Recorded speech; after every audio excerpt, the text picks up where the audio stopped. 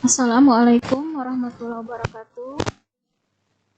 Waalaikumsalam Wabarakatuh. wabarakatuh. Bagaimana kabarnya anak-anak hari ini? Baik, Bu. Alhamdulillah, baik. Sehat ya, alhamdulillah. Mudah-mudahan Allah selalu memberikan kesehatan, keselamatan, dan perlindungan kepada kita semua. Amin. Baiklah, marilah kita mulai pelajaran kita pada hari ini dengan sama-sama membaca basmalah. Bismillahirrahmanirrahim. Yang sudah bergabung silahkan mengisi absen ya. Kalaupun boleh juga nanti setelah selesai ya sudah Ibu share di link di kolom chat ya. Baiklah, untuk pelajaran hari ini seperti biasa nanti silahkan dicatat ya apa yang Ibu jelaskan.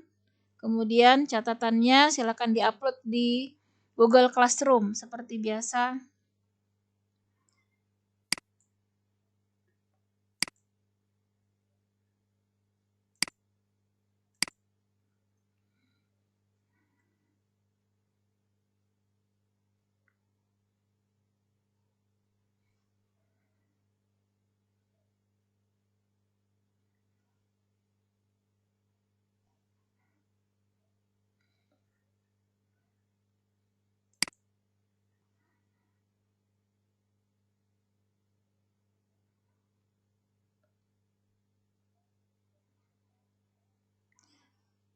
Anak-anak sudah melihat PowerPoint-nya? Sudah, Bu. Sudah. Baiklah.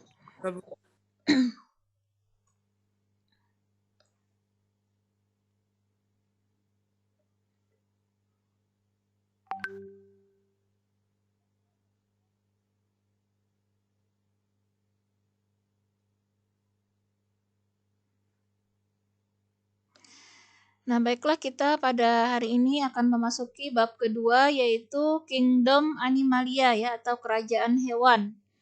Nah, ini mungkin sudah sering ya kita sehari-hari ya istilahnya berinteraksi ya maupun mengkonsumsi ya pada kehidupan kita sehari-hari baik yang hewan ternak ya maupun juga hewan peliharaan ya. Mungkin di antara kalian ada yang memelihara hewan di rumah?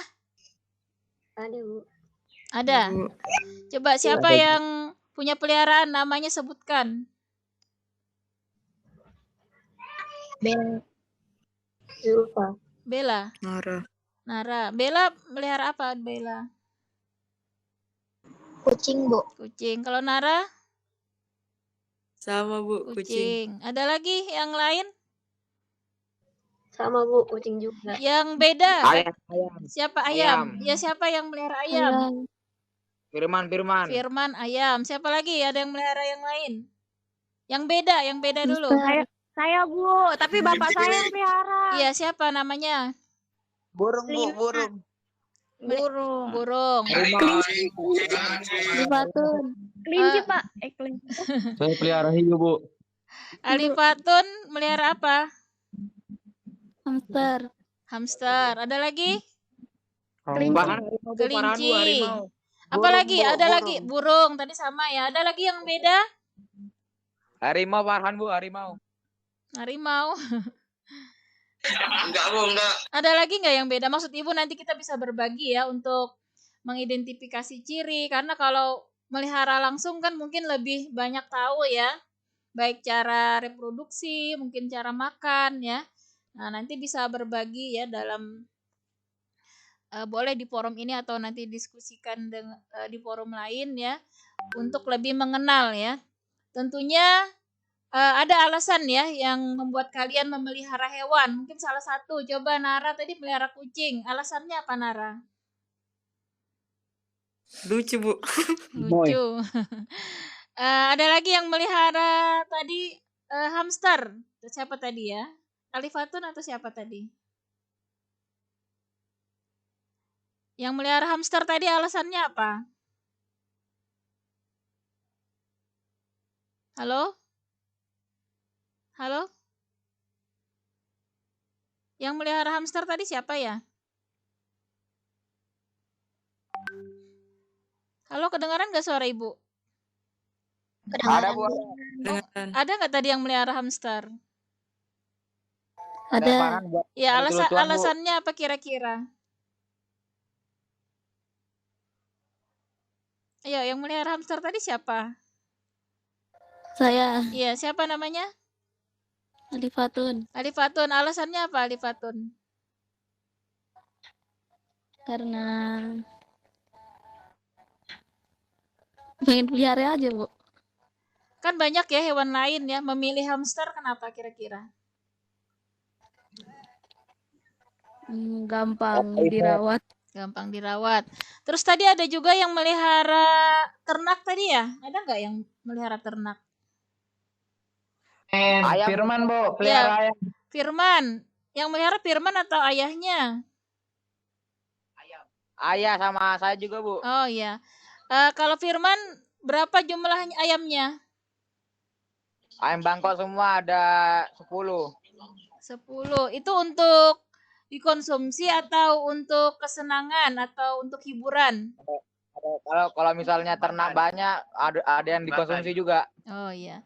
Nah, jadi kita melihat ya alasan teman-temannya punya tujuan yang berbeda-beda ya. Ada yang untuk tadi lucu-lucuan ya, artinya hiburan ya. Ada juga yang untuk memang dikonsumsi dan mungkin bahkan ada juga yang memang untuk ekonomi ya, mungkin untuk pendapatan ya kan, sumber penghasilan. Nah, apalagi kalau sudah ayamnya ratusan ya, bisa banyak ya penghasilannya.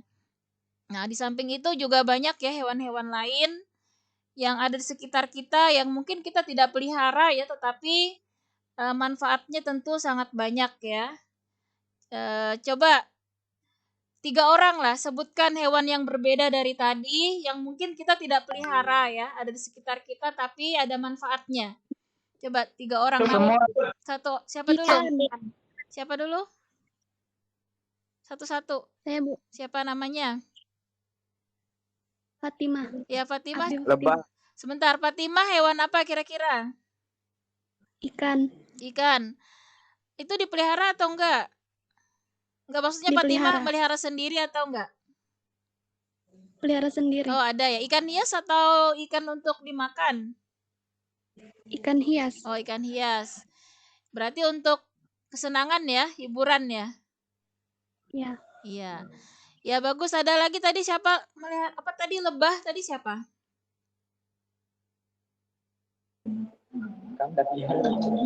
Halo, yang nyebutkan lebah tadi siapa? Firman. Firman, apa manfaatnya yang Firman ketahui?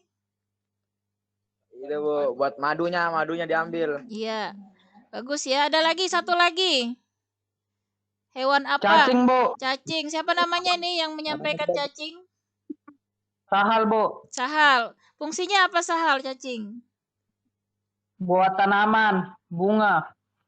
Iya, jadi hubungannya dengan tanaman bagaimana? Biar subur, Bu, tanahnya. Ya, betul sekali ya. Jadi cacing nanti membuat ya rongga-rongga di dalam tanah ya sehingga oksigen ya bisa tetap masuk ke dalam tanah dan tanaman menjadi subur ya.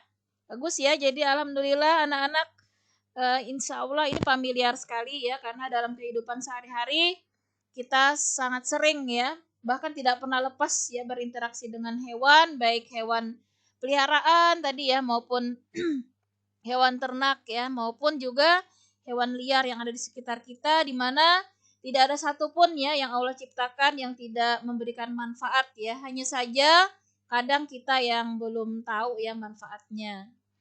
Baiklah kita di sini mengenali dulu ya ciri-ciri ya dari kingdom Animalia yang membedakan ya dengan kingdom lainnya. Nah, tentunya mempunyai ciri khusus yang berbeda sehingga kita bisa tahu kalau ini adalah termasuk hewan ya dan bukan tumbuhan maupun jamur dan bakteri ya. Nah, silahkan nanti boleh di screenshot ya. ini nanti juga rekamannya insya Allah akan Ibu share ya linknya karena Ibu rekam. Jadi tidak usah khawatir, nanti urutannya bisa dilihat lagi pada rekaman ya, begitu ya. Nah, ciri-ciri umum dari hewan yang pertama ini adalah organisme eukariotik ya atau eukariot. Organisme yang sudah memiliki membran inti. Jadi di dalam inti selnya itu mempunyai inti sel. Inti selnya sudah ada selaputnya atau lapisannya, itu yang disebut membran inti. Kemudian cirinya juga multiseluler, terdiri dari banyak sel ya. Tidak memiliki dinding sel. Nah, berbeda dengan tumbuhan ya. Kalau tumbuhan itu dinding sel, sedangkan hewan itu bagian luar selnya langsung membran dan tidak ada klorofil. Nah, dengan tidak adanya dinding sel, maka tubuh hewan itu kan cenderung elastis ya, beda dengan tumbuhan karena dinding sel itulah yang menyebabkan tumbuhan itu batangnya ya kaku seperti itu ya. Dan tidak berklorofil, maka hewan ini tidak bisa membuat makanan sendiri ya karena tidak bisa berfotosintesis, maka dia menggantungkan ya memperoleh makanan dari organisme lain sehingga disebut heterotrof.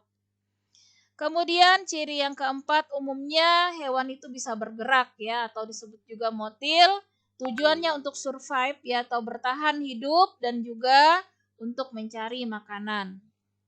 Kemudian yang kelima, sebagian besar hewan sudah memiliki otak dan sistem saraf ya. Jadi makanya hewan bisa merasakan ya, bisa menanggapi rangsangan ya karena ada sistem saraf. Beda dengan tumbuhan ya, mau kita tebang juga pohon diam saja ya.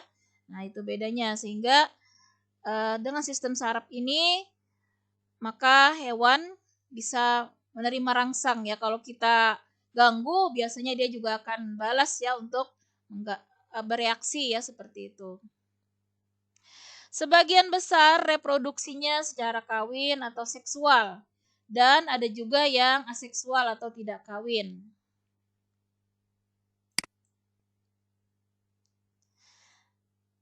Nah, kemudian dari bentuk tubuh hewan, ini ada yang asimetris atau asimetrik, adalah bentuk yang tidak beraturan. Ini seperti pada gambar, contohnya ini adalah anemon laut ya. Nah, ini bentuknya tidak beraturan.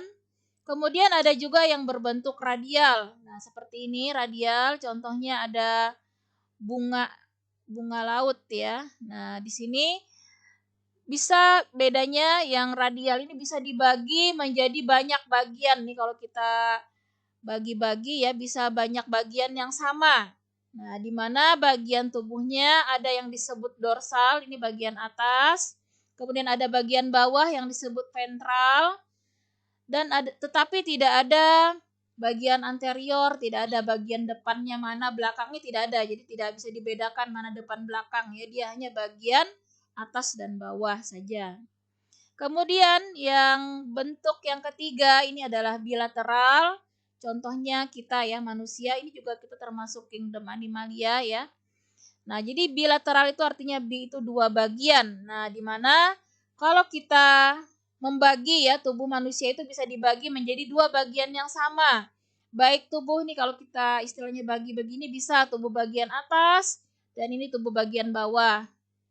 Kemudian juga bisa bagian depan, ini bagian depan, bagian belakang nanti kalau kita menghadap ke belakang ya. Nah, di bagian belakang atau disebut posterior, bagian depan ini disebut dengan anterior. Nah, selanjutnya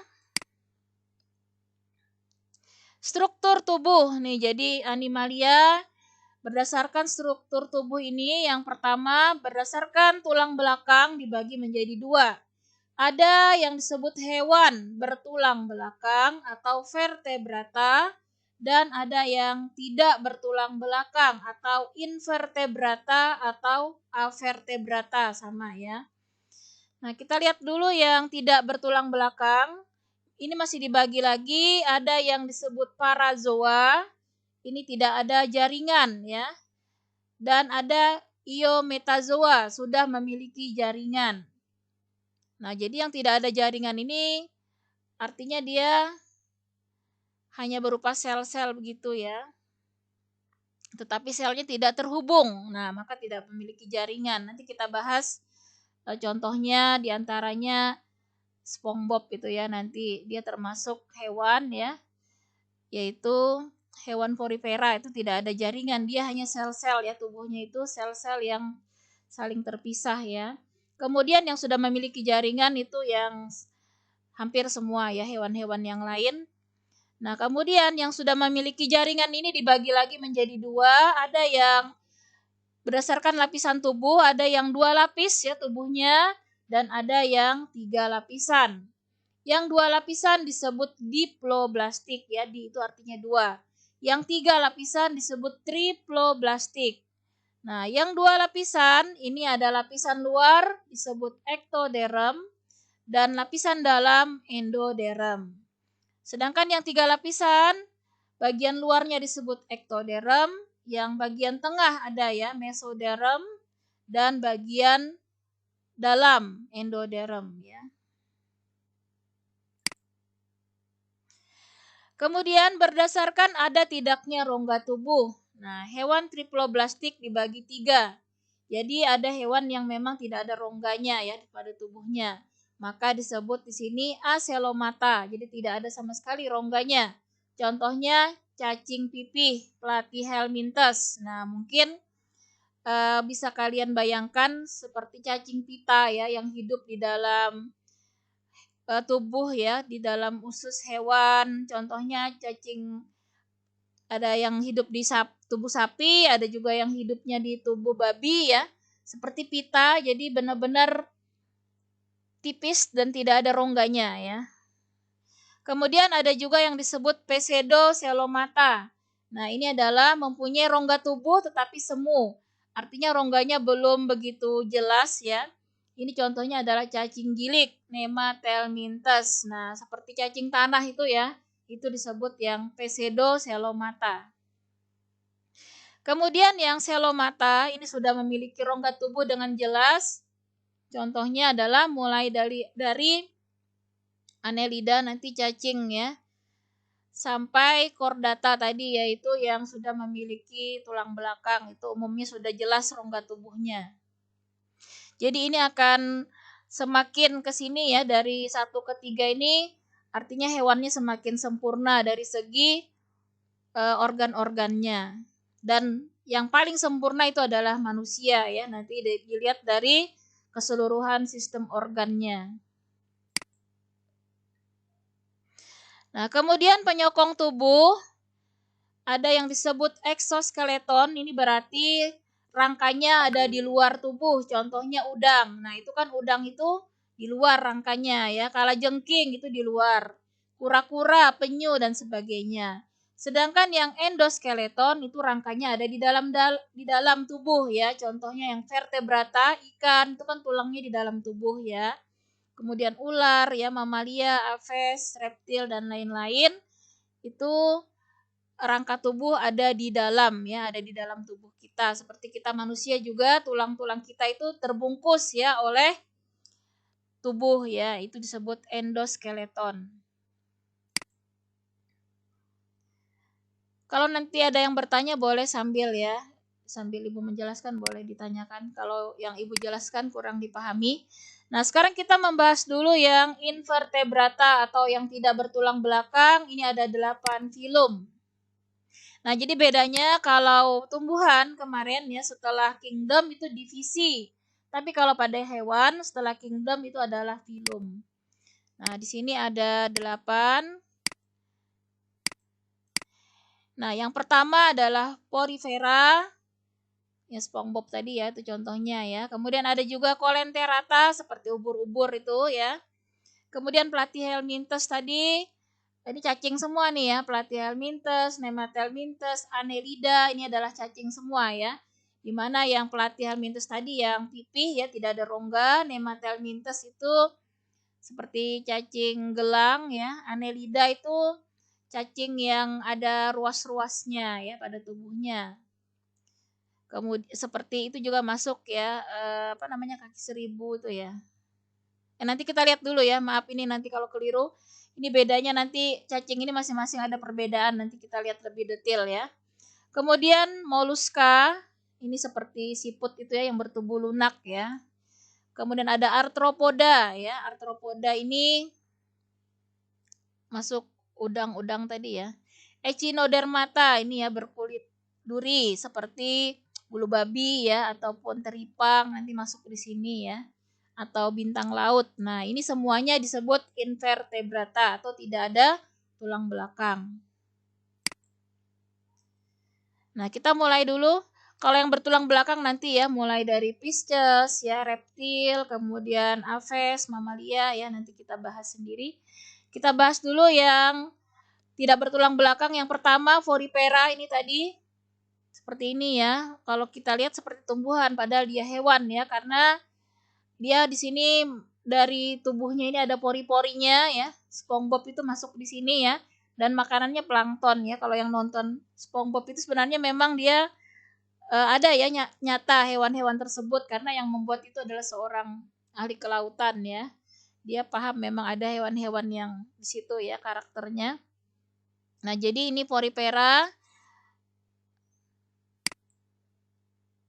Kita lihat cirinya ya. Yang pertama di sini berdasarkan bahasa Latin ya, di sini diambil dari bahasa Latin yaitu forus itu artinya pori dan ver itu membawa atau juga disebut spons. Nah, di sini merupakan hewan yang multiseluler yang paling sederhana ya. Ini paling sederhana hewannya. Jadi disebut juga hewan berpori ya karena ada lubang-lubang di permukaan tubuhnya yang berfungsi sebagai mulut ya sekaligus juga nanti tempat pengeluaran. Nah, jadi seperti itu ya kita bayangkan makanan dan zat sisanya keluar pada tempat yang sama. Kemudian ciri morfologi itu adalah ciri yang bagian luar ya dari tubuhnya. Di sini yang pertama tadi ada pori-pori yaitu disebut juga ostium. Kemudian tubuhnya itu asimetri, jadi tidak beraturan ya. Meskipun ada juga yang simetri radial beberapa ya. Dan bentuknya ada yang seperti tabung, ada yang seperti pas bunga, ada yang seperti mangkuk dan atau seperti tumbuhan. Ini bentuknya. Ciri-ciri anatomi yang lain adalah memiliki 3 tipe saluran air ya. Ada askonoid, sikonoid, leukonoid. Ini bentuk salurannya itu bermacam-macam ya di dalam tubuhnya. Kalau kita kan mempunyai pembuluh darah ya, tapi dia saluran air ya untuk masuk maupun keluar makanan. Pencernaannya intraseluler, artinya sudah berada di dalam sel ya. Di mana alatnya di sini yang terlibat dalam pencernaan adalah sel koanosit atau disebut juga sel leher dan amoebosit. Ini adalah sel yang mirip amoeba ya. Ini nanti sel koanosit fungsinya untuk mencerna makanan dan amoebosit ini nanti fungsinya untuk mengedarkan ya zat-zat makanan maupun zat sisa. Nah, kalau kita sudah paling sempurna ya karena sudah ada pembuluh darah yang diedarkan oleh sel darah merah atau eritrosit. Voripera hidupnya adalah secara heterotrof tadi ya, artinya dia tidak bisa membuat makanan sendiri. Makanannya adalah bakteri dan juga plankton. Nah, jadi yang kecil-kecil masuk beserta air ya ke dalam tubuhnya. Makanan yang masuk tadi berupa cairan ya, jadi bisa masuk melalui porinya beserta air ya, sehingga dikatakan juga disebut pemakan cairan ya. Habitatnya umumnya di laut.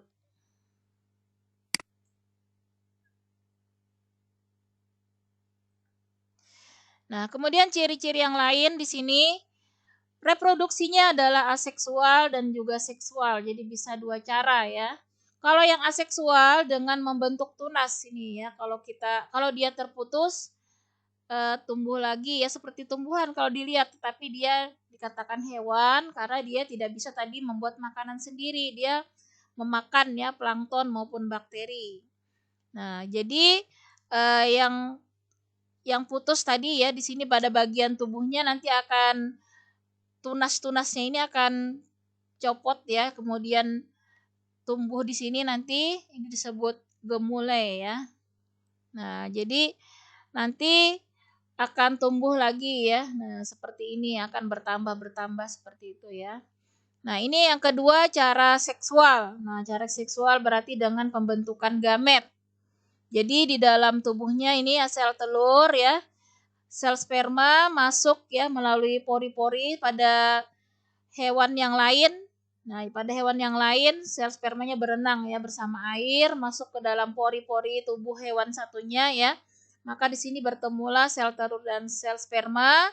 Setelah menjadi zigot, dia akan berubah menjadi larva dan keluar lagi ya, keluar pada oskulum nih namanya ya, tempat keluarnya.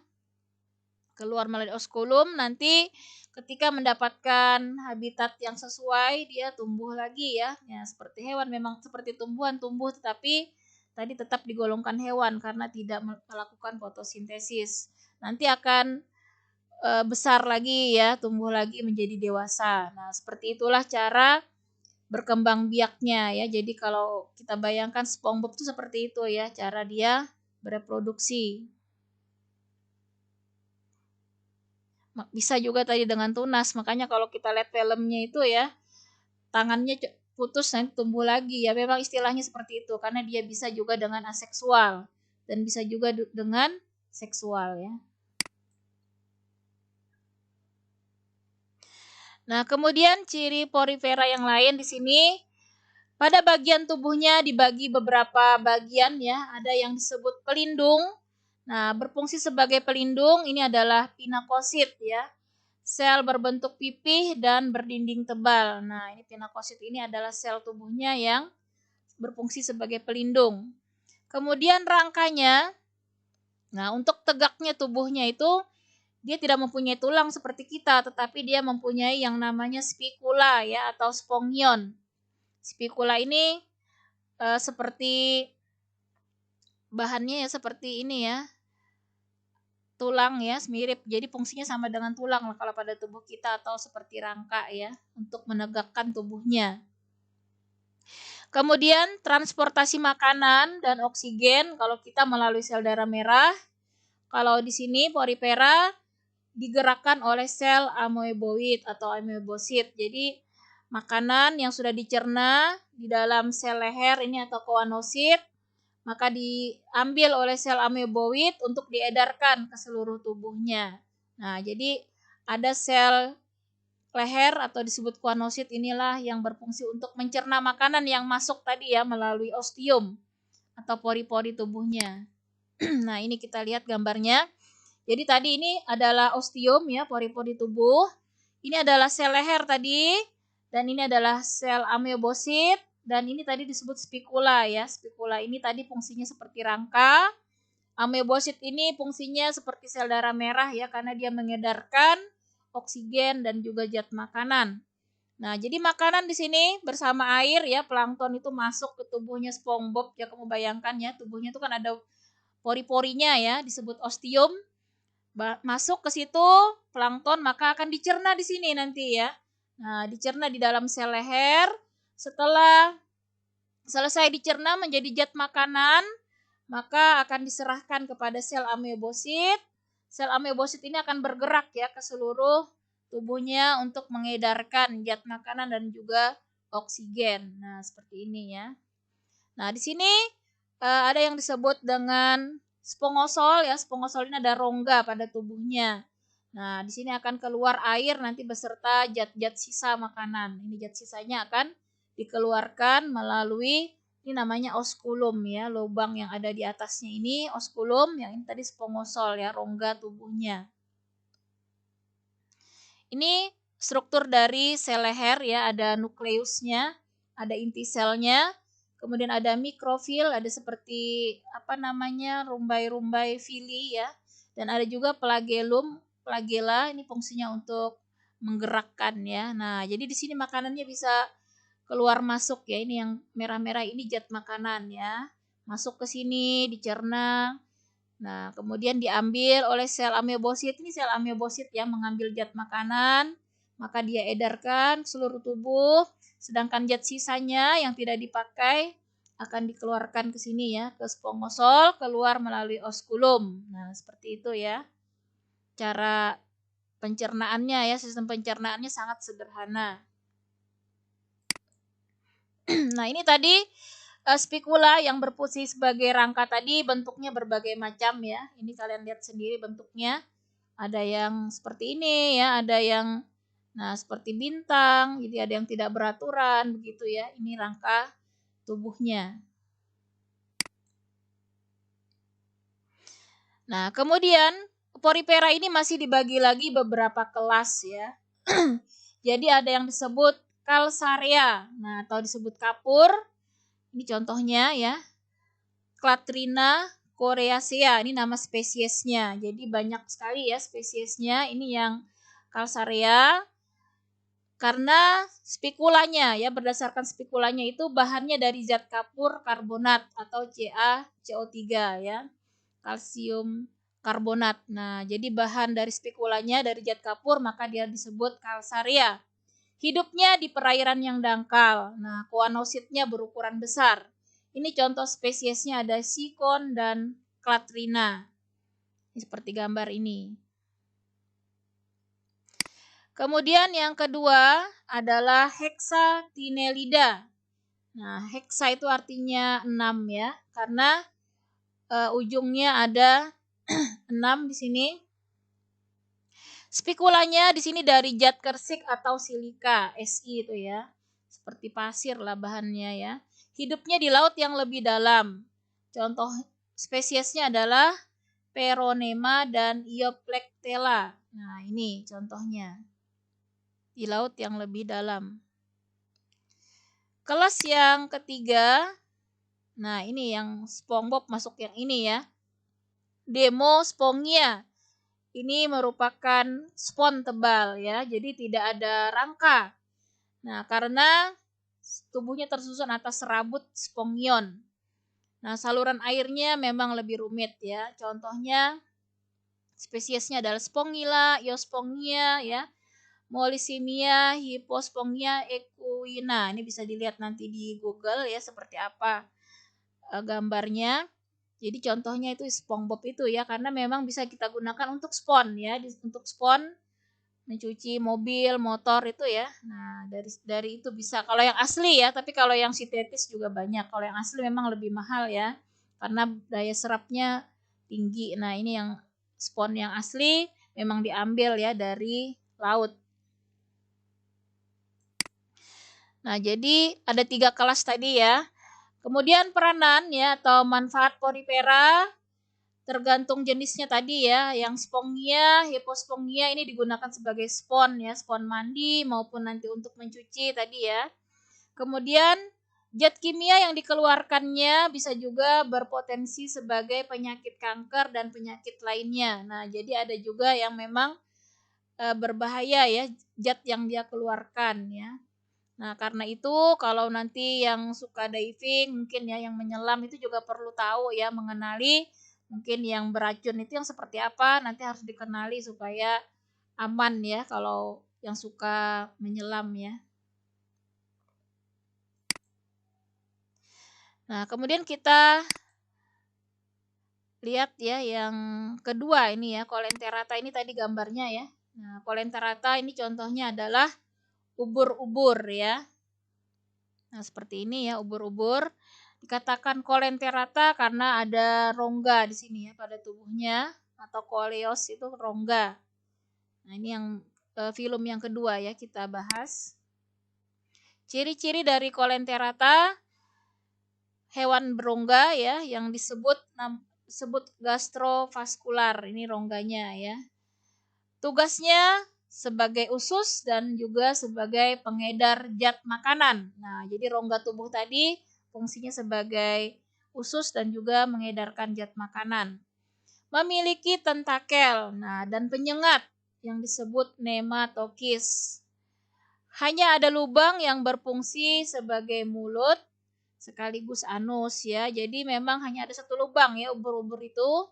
Mulutnya di situ ya, anusnya juga di situ. Makan maupun zat sisa keluar pada tempat yang sama. Hidupnya juga di dalam air laut ya. Tubuhnya berbentuk simetris radial. tidak ada kepala ya, dan dindingnya terdiri atas 2 lapis. Jadi tubuhnya ada 2 lapisan, disebut diploblastik. Lapisan luar tadi epidermis dan lapisan dalam gastrodermis. Bentuk tubuhnya ada 2 macam. Ada yang berbentuk polip seperti tabung, ada juga yang berbentuk seperti payung atau medusa. Nah, yang berbentuk seperti tabung ini contohnya ya, hidra ini. Dan yang seperti payung tadi adalah ubur-ubur. Jadi sebenarnya itu ya, rumahnya SpongeBob itu ya, yang rumah nanasnya itu termasuk Colenterata ya. Dia juga hewan sebenarnya. Jadi itu yang termasuk berbentuk tabung ya. Kemudian reproduksinya, tapi maaf nih, pada nonton SpongeBob apa enggak ya kira-kira? Tahu nggak film SpongeBob? Iya, Bu. Tahu. Iya, nanti Ibu contohkan SpongeBob, nggak ada yang kenal. Kebetulan anak Ibu kecil sih, jadi ada yang nonton SpongeBob, jadi kadang ikutan lihat ya. Nah, jadi kalau sudah tahu berarti bisa membayangkan ya rumahnya SpongeBob yang kayak nanas itu ya. Nah, itu adalah contoh Colenterata yang berbentuk tabung. Nah, si ubur-ubur yang juga sering diburu SpongeBob ya. Nah, itu adalah yang medusa ya. Nah, jadi kalau yang pernah nonton tahu ya karakter-karakternya. Reproduksinya itu ada aseksual ya, bisa dengan membentuk tunas. Pada yang berbentuk polip tadi, ini dengan membentuk tunas. Nah, makanya rumah SpongeBob itu sebenarnya kalau ini bisa tumbuh lagi ya, karena dia bisa bertunas ya. Kemudian secara seksual, tadi mirip yang dengan Porifera dengan cara membentuk gamet ya. Ini pada yang medusa, yang pada ubur-ubur ya. Ini dengan cara seksual atau secara kawin. Nih contohnya ya. Jadi kalau yang secara tunas ini hidra, ini contohnya. Jadi kalau dia tumbuh tunas di bagian tubuhnya ini, kemudian tunasnya membesar, maka ini akan copot, nanti tumbuh lagi menjadi hidra yang baru dan kemudian nanti dewasa. Ini contoh yang aseksual. Nah, ini tadi tentakel ya. Tentakel ini fungsinya yang kalian lihat ya, pada ubur-ubur itu yang menjuntai-juntai tadi itu tentakelnya. Fungsinya adalah menangkap mangsa, dimasukkan nanti ke dalam mulutnya ya, ke lubangnya itu. Pada tentakelnya ini terdapat yang namanya cnidosit ya atau cnidoblast, di mana terdapat nematokis tadi ya, yaitu penyengat. Nah, jadi ada penyengatnya nih, caranya begini dia ya. Nah, bisa dia keluarkan ini ya, suatu zat ini ya, sehingga biasanya ada juga yang beracun ya, berbahaya ya. Dia menyengat sifatnya ya, seperti itu. Ini contoh dari tentakel tadi ya, bagian tentakelnya. Nah, kemudian kelasnya jadi sama, di sini dibagi beberapa kelas. Yang pertama hidrozoa. Hidro itu kan air ya, zoa itu hewan. Nah, jadi yang pertama hidrozoa seperti ini ya. Gambarnya nih. Hidrozoa ini bentuknya selalu polip, jadi dia selalu menempel ya. Terdiri dari hidra. Jadi hidupnya umumnya di air tawar dan dia bersifat hermafrodit. Hermafrodit itu artinya dia bisa menghasilkan sel sperma sekaligus juga menghasilkan sel telur ya. Sistem sarafnya difusi, jadi tersebar merata ya pada permukaan tubuhnya. Itu disebut sistem saraf difus. Contoh dan di sini contohnya ada juga Obelia geniculata, hidupnya yang di air laut, bermetagenesis dan hidupnya berkoloni. Berkoloni itu artinya hidupnya berkelompok. Bermetagenesis ini artinya terjadi pergiliran keturunan ya antara fase seksual dan aseksual. Nah, ini ya contoh yang hidrozoa, hewan air. Kelas yang pertama ya. Kelas yang kedua dari Colenterata adalah Scyphozoa atau disebut juga hewan mangkuk. Tubuhnya selalu medusa atau selalu berenang bebas ya. Jadi tidak menempel, ini yang hewan mangkuk ini ya. Alat kelaminnya terpisah. Nah, beda dengan yang tadi hermafrodit ya. Kalau ini dia terpisah. Jadi ada jantan, ada betina. Contohnya adalah Aurelia aurita, kemudian ada Cinea capillata ya, atau di sini ubur-ubur. Jadi ubur-ubur itu Ada ubur-ubur jantan, ada ubur-ubur betina ya. Kelas yang ketiga, ini Anthozoa atau disebut juga hewan bunga. Nah, kita sering sebut seperti bunga ya, cantik-cantik gitu ya, tempat biasanya ikan-ikan kecil bersembunyi. Nah, bentuknya polip ya. Jadi dia memang menempel seperti tumbuhan ya, menempel. Kemudian contohnya di sini ada anemon laut, karang ya. Karang itu juga termasuk hewan nih. Jadi kalian perhatikan jangan sampai dikira batu ya. Sebenarnya karang itu dia juga bertumbuh ya karena dia merupakan hewan. Kemudian ciri yang kedua adalah gastrovaskular, artinya tadi ada rongga ya di dalam tubuhnya. Rongganya ini ada 6. Nah, di sini ini contoh spesiesnya ada Metridium marginatum, mawar laut, Fungia patella, dan Acropora. Ada juga yang berongga 8, ini contohnya adalah Euplexaura, Antipathes akar bahar, Alisonium karang kulit. Nah, nanti bisa kalian searching ya di Google kalau mau melihat seperti apa ya hewannya. Ini tadi contoh-contoh spesiesnya, ini adalah kelas yang ketiga. Jadi sama ya, ada 3 kelas juga. Dan peranannya, kita lihat di sini manfaatnya. Yang pertama, hewan ubur-ubur bisa dibuat tepung dan digunakan untuk menjadi bahan kosmetik dan kecantikan. Nah, jadi bisa jadi lotion-lotion kalian itu ya dibuat dari ubur-ubur ya. Di Jepang, ubur-ubur dimanfaatkan sebagai bahan makanan ya. Kemudian karang ya, kalian tahu karang di laut itu, karang atol atau karang pantai, itu fungsinya adalah sebagai penghalang ya dari abrasi.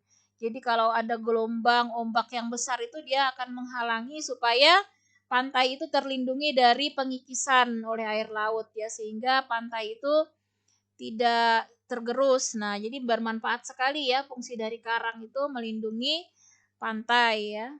Artinya melindungi dari abrasi air laut.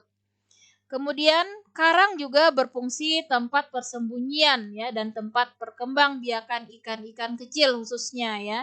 Karena ikan kecil itu adalah makanan dari ikan-ikan besar. Jadi mereka bersembunyi di situ ya, di tadi anemon-anemon laut termasuk juga karang. Juga ketika mereka berkembang biak ya, itu kan perlu tempat yang tenang ya. Maka mereka biasanya bersembunyi di karang ini ya. Kita sampai jam berapa anak-anak? Jam berapa ya Ibu lupa? Sampai jam 10.15. Oh 10.15 masih ada berarti waktu ya. Nah baiklah, sambil saja kalau ada yang mau bertanya boleh ya ditanyakan, Ibu lanjut. Film yang ketiga ya, yaitu Platyhelminthes atau cacing pipih ya. Nah ciri-cirinya tubuhnya bulat pipih, bilateral, jadi simetrisnya bilateral atau bisa dibagi menjadi 2 bagian, tubuhnya lunak ya. Tidak memiliki sistem peredaran darah dan bersifat hermafrodit, artinya tadi alat kelaminnya ganda ya, bisa menghasilkan sel telur sekaligus sel sperma. Alat pencernaannya juga belum sempurna, dengan 1 lubang saja pada tubuhnya yaitu mulut saja ya yang berfungsi juga sebagai anus. Alat ekskresinya atau alat pembuangannya itu berupa sel api atau phloem cell. Bersifat triploblastik. Nah, artinya tubuhnya sudah terdiri dari 3 lapisan. Jadi sudah lebih lebih canggih ya daripada hewan yang tadi ya. Sudah ada ektoderm ya, lapisan ento dulu ya. Entoderm lapisan dalam, ektoderm lapisan luar, dan mesoderm tadi lapisan bagian tengah. Nah, kelas Platyhelminthes juga ada 3. Yang pertama adalah Turbellaria, cacing bulu getar. Yang kedua Trematoda, cacing hisap, dan Cestoda, cacing pita. Jadi ada cacing bulu getar, cacing hisap, dan cacing pita. Ini adalah 3 kelas dari Platyhelminthes. Sekarang kita lihat dulu yang pertama Turbellaria atau cacing bulu getar. Contohnya Planaria. Nah, mungkin kalian pernah melihat di selokan-selokan kadang itu ya, ataupun air-air yang tergenang, Ada yang pernah lihat nggak hewan kecil hitam tapi bukan jentik-jentik? Kecebong. Ada yang kecil hitam ya. Nah, itu adalah contoh planaria ya. Nah, planaria ini termasuk cacing pipih. Tubuhnya berukuran antara 1 sampai 60 cm, jadi ada juga yang panjang ya. Dan hidupnya itu di air tawar ya, air yang jernih. Nah, di sini sudah mempunyai paring yang bisa dia gunakan untuk menangkap makanan. Nah, sehingga planaria ini dia tidak suka ya kalau air yang tercemar, dia tidak bisa hidup. Karena itu biasanya oleh ahli lingkungan, planaria ini dijadikan indikator kebersihan air. Jadi kalau ahli lingkungan mau tahu air itu beracun atau tidak, dia coba taruh planaria di situ ya. Kalau planaria bisa hidup, berarti airnya tidak mengandung bahan berbahaya atau tidak ada limbah zat berbahaya. Kemudian sistem sarafnya disebut sistem tangga tali ya, karena memang seperti tangga yang seperti tali ya, yang berbentuk tangga. Nah, itu sistem sarafnya. Sistem ekskresinya phloem sel, sel api, karena seperti api gitu ya, bergerak-gerak seperti itu sistem ekskresinya. Kemudian ada sistem reproduksinya dengan cara aseksual dan juga seksual. Yang secara aseksual dengan cara fragmentasi, jadi gampang sekali ya. Planaria itu kalau kita potong tubuhnya jadi 2, maka dia nanti akan menjadi 2 hewan baru. Kalau kita potong jadi 4, nanti akan menjadi 4 hewan baru. Jadi sangat cepat sekali ya untuk perkembangbiakannya, sangat gampang, tinggal dipotong-potong tubuhnya jadi hewan yang baru lagi ya. Nah, setiap potongan tubuhnya akan menjadi planaria baru. Sedangkan secara seksual dengan pembuahan silang ya. Jadi saling ya memberikan tadi sel telur maupun sel sperma. Sistem geraknya dengan silia, yaitu ada bulu getar tadi ya, seperti rambut-rambut halus itu untuk dia bergerak. Dan sudah mempunyai otot ya di bawah epidermis, jadi di bawah kulitnya ada otot untuk dia bergerak. Nah, ini gambarnya kalau kita lihat ya. Contoh planaria, di sini ada bintik mata, di sini ada otaknya, kemudian ini adalah ususnya. Ini tadi adalah sistem saraf yang seperti tangga ini ya, makanya dikatakan sistem saraf tangga tali. Nah, ini tadi mulut sekaligus juga anus ya, berfungsi mulut sebagai anus, dan ada juga di sini faring tadi ya, di bagian sini untuk nanti menangkap makanan ya, dia bisa julurkan ya. Tapi kecil sekali tadi ya, antara 1 sampai 60 cm ya. Nah, jadi ini cara reproduksi yang aseksual. Kalau kita belah ya, kita potong. Nah, maka dia akan menjadi, kalau kita potong 2, maka menjadi di 2 bagian ya, yang sama. Kemudian kalau kita potong 3 di sini, maka akan menjadi 3 planaria baru dan seterusnya ya. Nah, ini tadi contohnya. Nah, ini ya gambar aslinya yang seperti ini.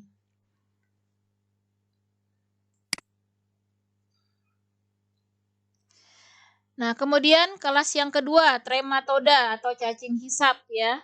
Di sini bersifat parasit, artinya dia memang merugikan ya. Memiliki alat penghisap atau sucker ya. Ini alat penghisapnya. Contohnya ini adalah yang hidup di dalam darah ya. Jadi berbahaya ini ya, karena dia parasit, artinya dia menumpang tapi mengambil zat makanan kita ya. Contohnya di sini Schistosoma japonicum, Schistosoma mansoni ya, ini nama spesiesnya, hidupnya di dalam darah manusia. Ada juga yang hidup di dalam hati ya, di dalam hepar ya, namanya Fasciola hepatica. Contohnya pada hati kambing ya, dan bisa juga ada yang hidup di dalam hati manusia, namanya Clonorchis sinensis. Nah, ini ya. Jadi ini perlu diwaspadai ya, kalau hewan mengandung cacing hati ini, maka sebaiknya tidak kita konsumsi. Makanya sering ya ketika kurban itu ada dari dinas peternakan, itu mencek biasanya. Mereka akan mencek bagian organ-organ tubuh hewan. Kalau ditemukan ada tadi ya Fasciola hepatica, ini biasanya mereka suruh buang ya, dihanguskan, tidak boleh dibagikan. Nah,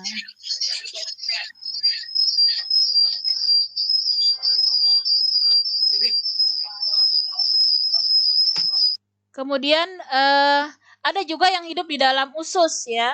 Di dalam usus ini namanya fasciola busci. Dan ada juga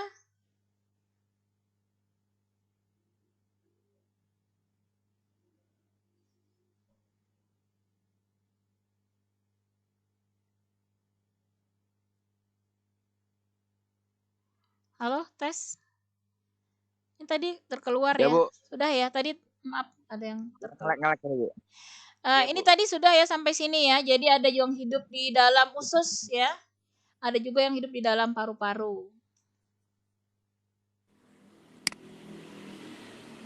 Nah, ini contohnya yang hidup di dalam hati kambing tadi ya, atau fasciola hepatica. Ini siklus hidupnya. Jadi pertama ya di dalam hati tadi ya, dia tinggalnya di dalam hati kambing ya. Kalau kambingnya ini nanti mengeluarkan tinja atau kotoran, maka bersama tinjanya ini telurnya dari cacing ini nanti akan terbawa bersama air ya. Nah, bersama air nanti dia akan berubah berkembang biak menjadi larva yang bersilia. Maka disebut mirasidium. Nah, kemudian mirasidium ini akan masuk ya ke dalam siput air tawar. Kan siput ini nanti mengambil makanan ya di air. Nah, maka dia akan masuk ya. Cacing ini akan masuk nanti ke dalam tubuh siput. Nah, di dalam tubuh siput, cacing ini akan berkembang ya. Bentuknya masih larva tadi ya. Ketika masuk masih berbentuk larva. Jadi masuk bisa melalui ini bagian tubuhnya ya. Makanya kita hati-hati tuh ya kalau nggak pakai sendal ya, jalan-jalan di tanah itu juga bisa ya larva cacing itu masuk ke dalam kulit kita. Makanya hati-hati sekali ya. Harus memakai sendal karena ada larva cacing yang bisa masuk melalui kulit. Nah, seperti ini tadi dia masuknya ke dalam tubuh siput air tawar. Di dalam tubuh siput dia akan berkembang menjadi 3 fase ya. Yang pertama sporokista ya ini, kemudian berubah menjadi redia dan menjadi serkaria. Nah, kemudian serkaria ini akan keluar nanti dari siput, dari tubuh siput ya, menuju air tawar lagi. Nah, maka berenang lagi kembali ya serkarianya di dalam air. Kemudian kambingnya yang makan rumput di dekat air kembali akan termakan ya. Atau kalau ada kambing yang sehat nanti maka dia akan terinfeksi juga nanti ya ketika makan rumput yang menempel di situ ada serkarianya. Dan begitulah seterusnya ya sehingga di sini akhirnya berupa siklus ya. Nah, kalau kita mau memutus mata rantai ini berarti kita harus membasmi siput ya. Siput ini sebagai hama ya nantinya. Jadi kalau kita melihat misalnya di air tawar di mana ternak kita mungkin minum di situ, itu kalau ada siput itu perlu kita basmi ya untuk memutus mata rantai ya perkembangbiakan dari cacing hati. Jadi ini tahapannya ya. Jadi dari mirasidium tadi, sporokista, redia, serkaria ini ada di dalam tubuh siput dan metaserkaria nanti yang saat dia berenang ini ya di perairan. Nah, inilah siklus hidup dari fasciola hepatica atau cacing hati. Nah, kita lanjut yang ketiga. Yang ketiga ini adalah cestoda atau cacing pita. Nah, ini juga sangat merugikan ya, dia bersifat parasit khususnya pada hewan vertebrata, khususnya yang ada pada sapi dan pada babi ya, cacing pita. Dan ini pada sapi namanya Taenia saginata. Jadi bisa kalian plesetkan Taenia sapinata ya karena tubuh sapi. Kalau yang di tubuh babi namanya Taenia solium ya. Nah, ciri-cirinya pada tubuhnya itu bersegmen-segmen, artinya dia berruas-ruas. Masing-masing ruas itu disebut dengan proklotid ya. Dia mempunyai kepala yang disebut scolex, berfungsi sebagai alat penghisap. Jadi di kepalanya itu ada alat untuk menghisap. Makanya kalau yang makan daging tuh hati-hati sekali ya, harus benar-benar matang, takutnya masih ada di situ ya telur cacing ya, di dalam daging tersebut, maka bisa berkembang biak di dalam usus manusia ya. Maka biasanya itu kalau cacingan itu tubuhnya kurus ya, walaupun banyak makan itu waspada. Bisa jadi ada yang ikut makan di perutnya ya cacing-cacing ini ya. Nah, di sini dia tidak mempunyai mulut dan alat pencernaan. Penyerapan makanan dilakukan oleh seluruh permukaan tubuhnya. Nah, jadi Ini contohnya Taenia saginata yang pada hidupnya pada otot sapi ya. Jadi hidupnya di dalam daging sapi ya. Nah, di daging sapi ini dia hidup. Ada larvanya tadi. Jadi kalau kita makan daging yang kurang matang, maka bisa jadi nanti akan berkembang biak di dalam tubuh kita nih ya. Jadi proklotid ini kalau putus satu bisa jadi hewan baru. Jadi gampang sekali dia, padahal ini panjangnya bisa berapa meter ya anak-anak ya. Cacing pita ini panjang, bahkan ada yang sampai kalau tidak salah 3 meter ya. Jadi panjang sekali, di mana masing-masing ruasnya ini kalau terputus jadi makhluk hidup baru lagi ya. Jadi sangat cepat perkembangbiakannya. Nah, ini bagian kepalanya tadi. Ini bagian kepalanya ada yang disebut alat pengaitnya ya, untuk dia menempel pada usus kita. Dan ini ada alat untuk menghisap ya. Nah, menghisap zat makanan yang ada di dalam tubuh kita. Nah, maka hati-hati ya kalau badannya kurus terus padahal makannya banyak. Nah, harus waspada tuh, kalau perlu minum obat cacing ya. Memang seperti itu ya, karena bisa jadi ada yang ikut makan tadi ya.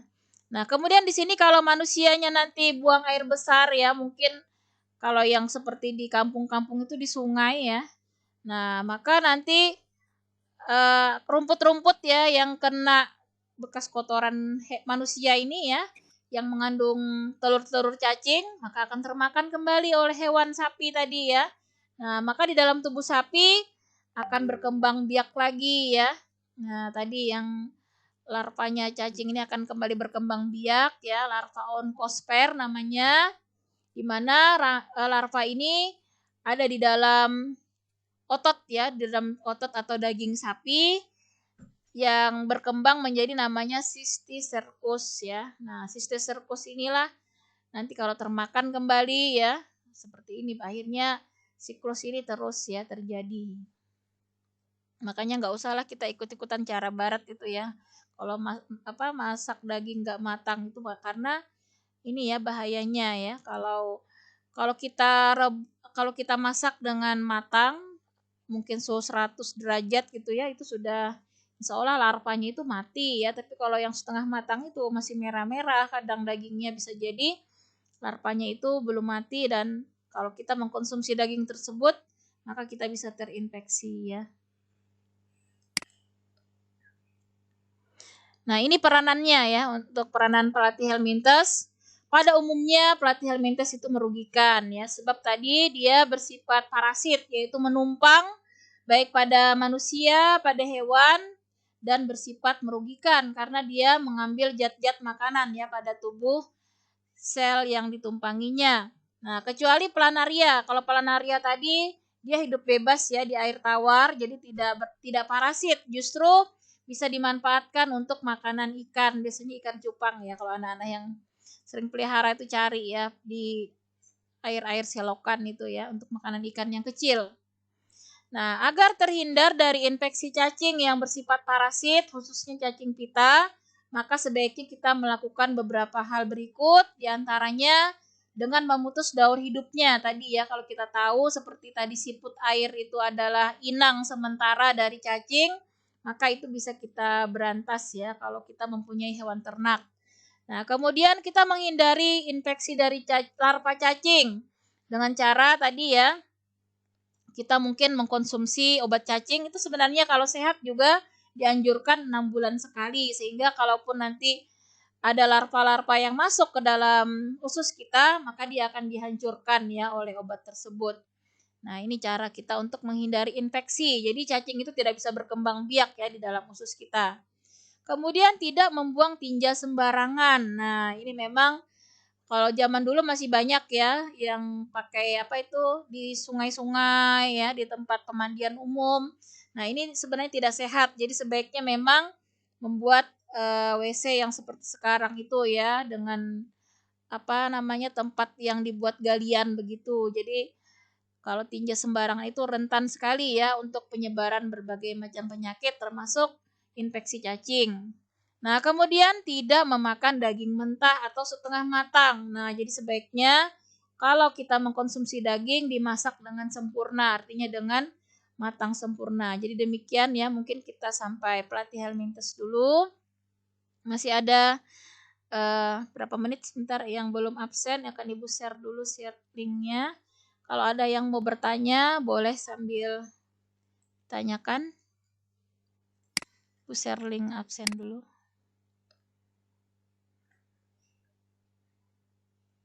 Silakan, ada yang mau bertanya? Jadi nggak usah khawatir, nanti akan Ibu ini ya, videonya akan Ibu Videonya kirim. di-share di mana, Bu? Nanti Ibu kirim kembali di Google Classroom ya, link. Nanti Ibu upload dulu di YouTube rekamannya, nanti linknya akan Ibu share di Google Classroom ya. Jadi bisa kalian lihat kembali. Nanti yang terlewat tadi screenshot boleh lihat kembali. Demikian Ibu akhiri ya untuk presentasinya.